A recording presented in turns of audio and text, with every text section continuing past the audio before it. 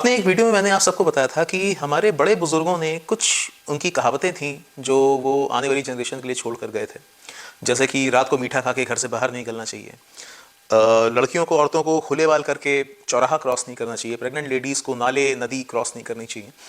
तो ये जितनी सारी चीज़ें उन्होंने बोली थी उसका मेन रीज़न अगर मैं आपको बताऊं तो वो ये था कि ये जो जितनी भी पैरानॉर्मल शक्तियाँ होती हैं, जो ये भूत प्रेत या आत्माएं जिन्न छलावा, ये लोग इन चीज़ों से अट्रैक्ट होते हैं एंड ये फिर उस इंसान को पजेस कर लेते हैं।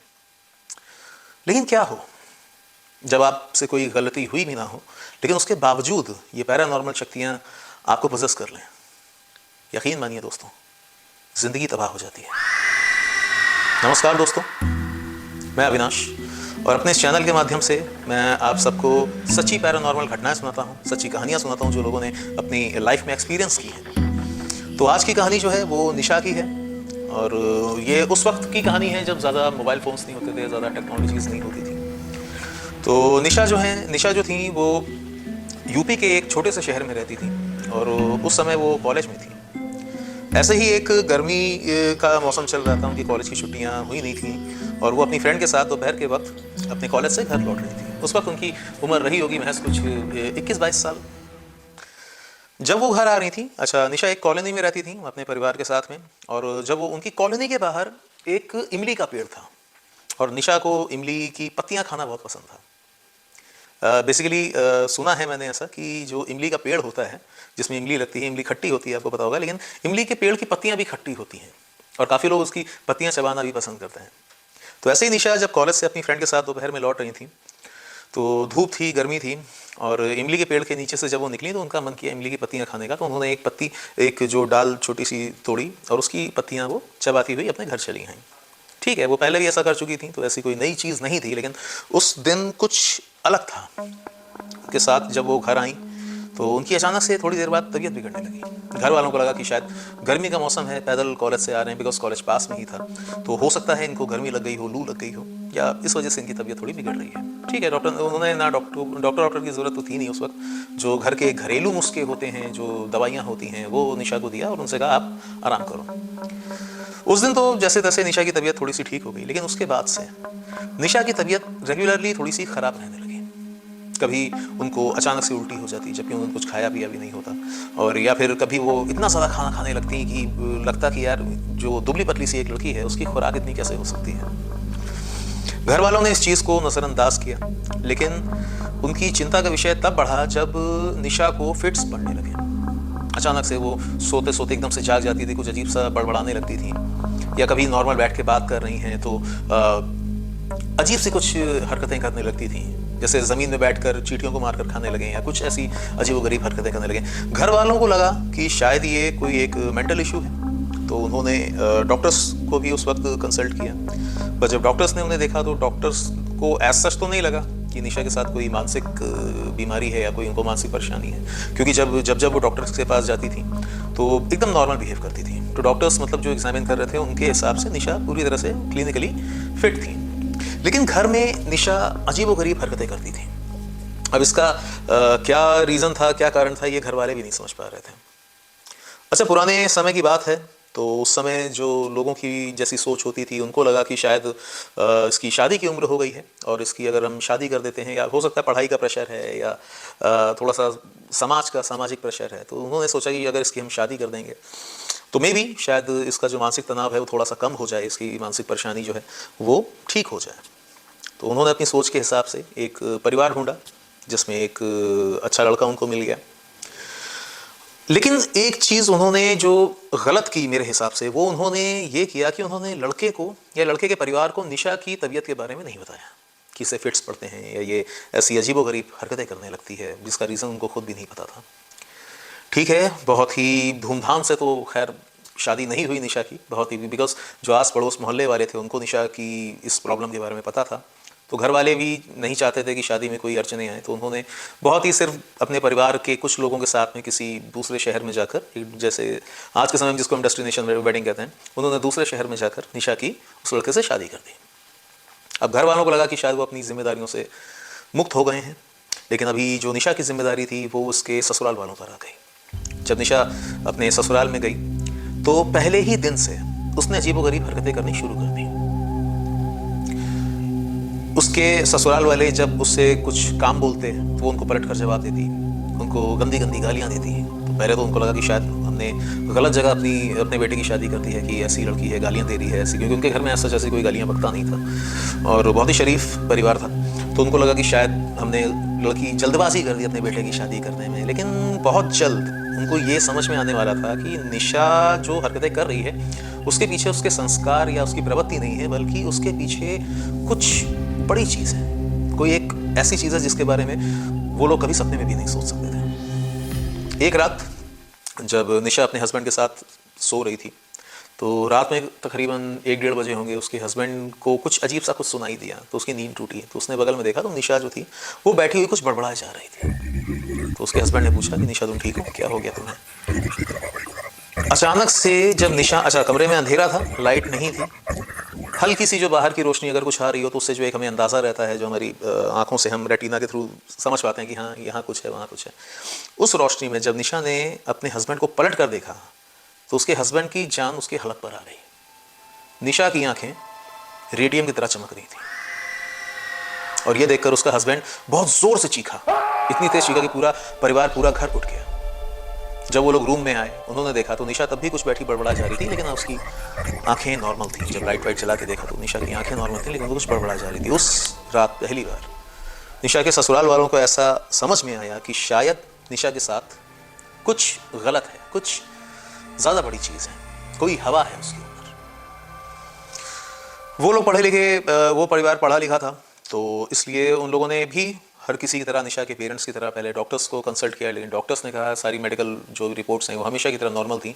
डॉक्टर्स ने बोला कि इसकी सारी रिपोर्ट्स नॉर्मल हैं। उनको अंदेशा तो था कि शायद निशा के ऊपर कोई हवा है, लेकिन उन्होंने उसके लिए उस वक्त कुछ ऐसा मतलब स्टेप उठाया नहीं, कोई ऐसा कदम नहीं उठाया उन्होंने कि किसी पंडित के पास जाते, किसी ओझा के पास जाते, तांत्रिक की मदद लेते। उन्होंने कहा कि हो सकता है, एक थोड़ा सा उनके मतलब बहुत सारे थॉट्स चल रहे थे, तो उनको लगा कि हो सकता है कि छोटी एज में शादी हुई है, 22-23 साल में शादी हुई है, तो मे बी स्ट्रेस हो या इसको सारी चीज़ें हो, कोई मानसिक प्रॉब्लम ही हो जो डॉक्टर शायद डिटेक्ट नहीं कर पा रहे हैं। लेकिन उसके हस्बैंड को, निशा के हस्बैंड को इस बात का अंदेशा था, क्योंकि उस रात जो उसने अपनी आंखों से देखा था वो अपने घर वालों तक को एक्सप्लेन नहीं कर सकता था। लेकिन बहुत जल्द निशा के ससुराल वालों को भी इस बारे में पता चलने वाला था, क्योंकि निशा की हरकतें दिन पर दिन बिगड़ती जा रही थी, बहुत ज़्यादा बिगड़ती जा रही थी।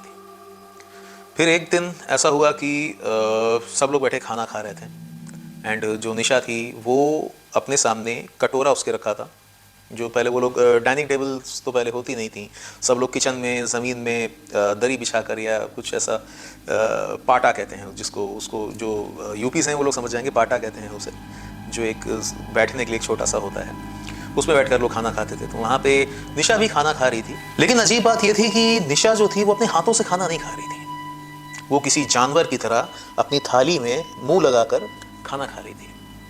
शायद खिचड़ी थी या उसे दाल चावल खा रही थी। तो सब लोग जो वहाँ बैठे थे उनको ये चीज़ बहुत अजीब लगी। उन्होंने कहा ये किस तरह से खाना खा रही है। तो निशा की जो एक जेठानी थी उन्होंने बोला कि निशा ये किस तरह खाना खा रही हो तुम। तो निशा ने कोई जवाब नहीं दिया, उसने एक नज़र बस उठाकर अपनी देवरानी जेठानी को देखा और उस एक नज़र से जेठानी आगे कुछ और बोल नहीं पाई, क्योंकि उसकी आंखें उस वक्त बहुत ही खतरनाक लग रही थी। जिस तरह से वो अपनी जेठानी को देख रही थी ऐसा लग रहा था जैसे कि वो अभी उन पर हमला कर देगी। वापस से निशा अपने मुंह से किसी जानवर की तरह खाना खाने लगी। खाना लगभग ख़त्म ही होने वाला था, थोड़ा सा बचा होगा कि तभी निशा की सास ने भी थोड़ा सा स्ट्रिक्ट होकर बोला कि निशा ये किस तरह खाना खा रही हो, और तुम्हें तमीज़ नहीं है कि तुम्हें अपनी बड़ी दीदी से यानी जेठानी से कैसे बात करनी चाहिए, जल्दी खाना खाओ।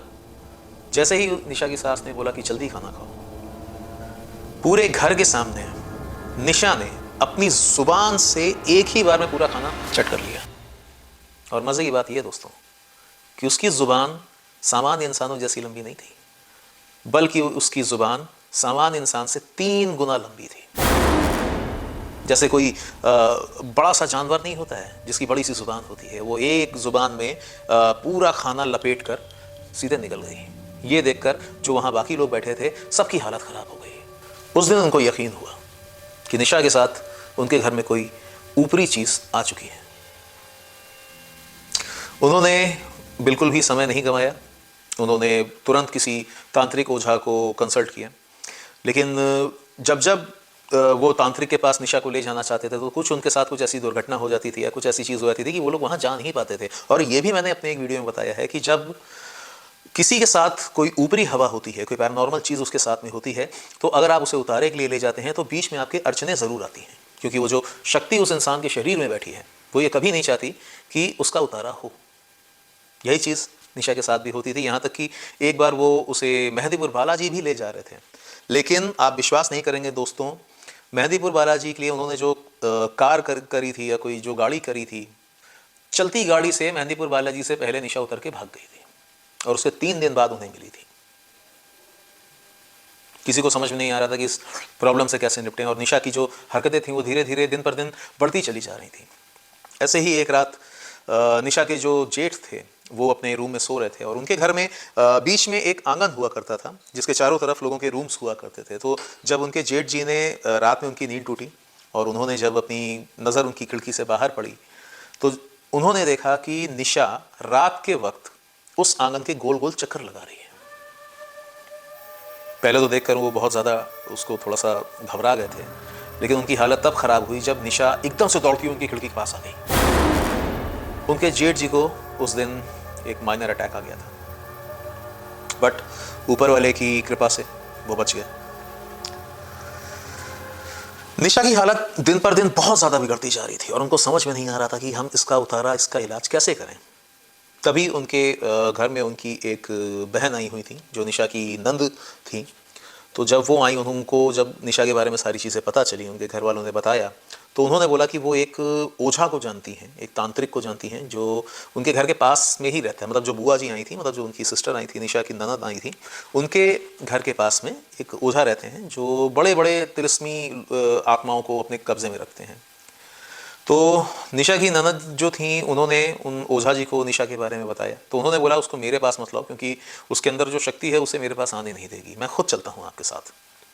वो तांत्रिक बाबा जो थे वो निशा के घर आए ससुराल में, एंड जैसे ही उन्होंने पहला कदम उनके घर में रखा वो वहीं पर रुक गए और उन्होंने पूरे घर को देखकर जैसे कुछ उन्हें आभास सा हो गया। उन्होंने बोला कि इस घर में कोई एक ऐसी ताकत है जिसको हराना नामुमकिन है। खैर वो अंदर आए, उन्होंने घर का पानी तक नहीं पिया। उन्होंने एक अपने स्थान बोला कि इस स्थान पे मैं बैठूंगा एंड निशा को लाके मेरे सामने लाओ। बड़ी मुश्किल से खींचते हुए निशा को उनके सामने लाकर बैठाया गया और जब उन्होंने निशा पर कुछ अपने तंत्र साधनाओं का प्रयोग किया निशा पर, तब धीरे धीरे निशा की आवाज़ बदलने लगी। वो जो निशा से सवाल पूछ रहे थे और निशा जो उसका जवाब दे रही थी, ऐसा लग रहा था वो निशा नहीं बल्कि उसके अंदर से कोई एक आदमी बोल रहा। जब सारी चीज़ें हो गई, अच्छा वो जो लैंग्वेज भी यूज़ कर रही थी वो लैंग्वेज भी किसी को समझ में नहीं आ रही थी, सिर्फ वो तांत्रिक बाबा जो थे वो उस लैंग्वेज को समझ पा रहे थे। जब सारी क्रिया हो गई तब तांत्रिक बाबा ने आके उनको बताया कि निशा के अंदर एक खबीज जिन्न है। तो सब लोग घबरा गए कि मतलब ये कहाँ से आया, कैसे आया। अच्छा उस दौरान निशा के पेरेंट्स को भी खबर कर दी गई थी, तो वो भी उनके घर आ गए थे जब ये सारी क्रिया होनी थी, वो भी वहाँ मौजूद थे। तो थोड़ा सा उनके मायके वाले एंड ससुराल वालों ने थोड़ा सा एक दूसरे से मतलब नाराज़गी भी जाहिर की, ससुराल वालों ने खासतौर पे निशा के घर वालों से, कि आप जब आपकी बेटी के साथ इतनी प्रॉब्लम थी आपने हमें बताया क्यों नहीं पहले से। तो उन्होंने बोला कि हमें लगा था कि शायद इसके साथ में कोई मेंटल प्रॉब्लम होगी, लेकिन इस चीज़ के बारे में हमें बिल्कुल भी अंदाज़ा नहीं था। तो जब तांत्रिक बाबा से पूछा गया कि ये जो जिन्न है ये कहाँ से आया, तो तांत्रिक बाबा ने बताया कि उस रोज़ जब वो कॉलेज से लौट रही थी और उसने बीच में रुक कर उस इमली की पत्ती तोड़कर खाई थी, उस समय उस इमली के पेड़ पर एक जिन्न बैठा हुआ था और दोपहर का वक्त था। वैसे कहते हैं भूत प्रेत रात में ही होते हैं, नहीं, भूत प्रेत सुबह दोपहर शाम रात हर समय एग्जिस्ट करते हैं। रात में हाँ उनकी थोड़ी शक्तियाँ बढ़ जाती हैं, लेकिन इसका मतलब ये नहीं कि दिन के उजाले में आपके ऊपर भूत प्रेत की बाधा नहीं हो सकती या वो आपको नहीं देख सकते या आपको नुकसान नहीं पहुँचा सकते। तांत्रिक बाबा ने बताया कि जब उसने इमली की पत्ती तोड़कर खाई तो उसी डाल पर वो जिन्न बैठा था, एंड जब निशा ने वो पत्ती खाई तो उस जिन्न ने भी निशा को टच किया एंड वो उस पर लट्टू हो गया और उसी वक्त वो निशा के साथ आ गया। क्योंकि उसके बाद ही निशा की तबीयत बिगड़नी शुरू हो गई थी। घर वालों ने इलाज कराया, सब कुछ कराया, लेकिन कुछ नहीं हुआ। तो उनको लगा कि शायद इसकी शादी करा देनी चाहिए। लेकिन जब निशा की उस लड़के से शादी हुई तो उन लोगों को नहीं पता था कि निशा की शादी उस लड़के से नहीं बल्कि उस जिन्न के साथ हो रही है जो उसके शरीर के अंदर था। घर वालों ने पूछा कि अब इस जिन्न को हम भगा कैसे सकते हैं, या इसको मतलब निशा के ऊपर से उतारा कैसे हो सकता है। तांत्रिक बाबा ने कहा बहुत देर हो चुकी है, अब वो निशा को अपने साथ ही ले जाएगा और इसमें कोई भी उनकी मदद नहीं कर सकता। घर वालों ने उसके बाद बहुत ज़्यादा प्रयास किया, बहुत ज़्यादा ट्राई किया कि निशा को और जगह उतारे के लिए ले जाएं। कई सारे बाबा लोग आए घर पे, पीर बाबा भी आए, पंडित जी भी आए, मौलवी भी आए, सब कोई आया, लेकिन निशा का उतारा नामुमकिन था। सब ने एक बात बोली कि ये खबीस जिन्न निशा को जिंदा नहीं छोड़ेगा। और जैसा कि सब ने बोला था, एक रोज निशा सबको छोड़कर चली गई।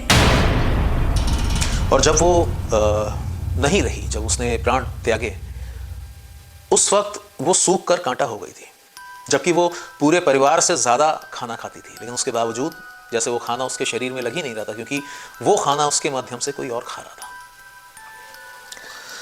जिस रोज़ निशा की डेथ हुई, उससे तकरीबन कुछ समय पहले वही तांत्रिक बाबा ने उनके परिवार को ये बोला था कि अब इस बच्ची के पास ज़्यादा समय नहीं बचा है, आप लोग कुछ नहीं कर सकते हो, बस आप लोग ये दुआ कीजिए कि इस लड़की की जो आत्मा है, जो उस जिन्न के कब्जे में है, उसको ज़्यादा तकलीफ ना हो।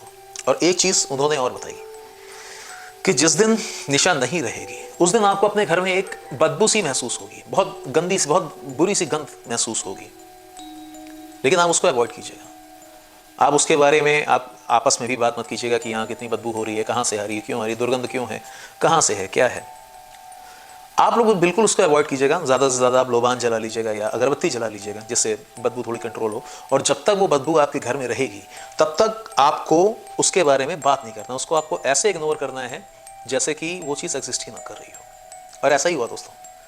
जब निशा की बॉडी उसके घर पर रखी थी तो उसका मुँह खुला था और सबको महसूस हो रहा था कि उसके मुँह से कुछ निकल रहा है, कुछ भाप से निकल रही है या धुआं से निकल रहा है, जो घर में फैल रहा है हल्का हल्का सा। और पूरे घर में बदबू आ रही थी, बहुत गंदी। तकरीबन ये बदबू निशा के आई थिंक 40 दिन या 1 महीने से ज़्यादा चली, एंड उसके बाद धीरे धीरे वो ख़त्म हो गई। उनका परिवार फिर उसके बाद किसी मुसीबत में, मतलब ऐसा उनके ऊपर कोई प्रॉब्लम नहीं आई, लेकिन आज भी वो बताते हैं कि जब जब वो निशा को याद करते हैं या रात में अपनी नींद से जागकर आंगन की तरफ देखते हैं, तो कहीं ना कहीं उनको ऐसा लगता है कि निशा उसी आंगन में खड़े उन्हें घूर घूर कर देख रही है। तो आज की कहानी में बस इतना ही दोस्तों। आई होप आपको ये कहानी भी अच्छी लगी होगी।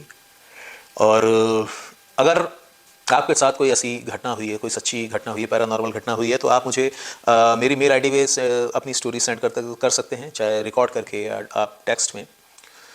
और अगर आपको ये वीडियो अच्छा लगा हो तो इसे लाइक करें, अपने दोस्तों के साथ शेयर करें, एंड हाँ प्लीज़ मेरे चैनल को सब्सक्राइब ज़रूर करें। और साथ में जो बेल आइकन आता है उसमें ऑल पर क्लिक करें, जिससे जो भी मैं नया वीडियो डालूंगा उसकी नोटिफिकेशन आपके पास अपने आप पहुंच जाएगी। सो बस दोस्तों, मैं आशा करता हूं कि आप सब स्वस्थ रहें, सब लोग अच्छे रहें, आप पर भोलेनाथ की, महादेव की कृपा बनी रहे, आपके परिवार पर महादेव की कृपा बनी रहे। और मिलता हूं आपसे एक अगले एपिसोड में एक अगली कहानी के साथ। तब तक के लिए जय बाबा की, हर हर महादेव।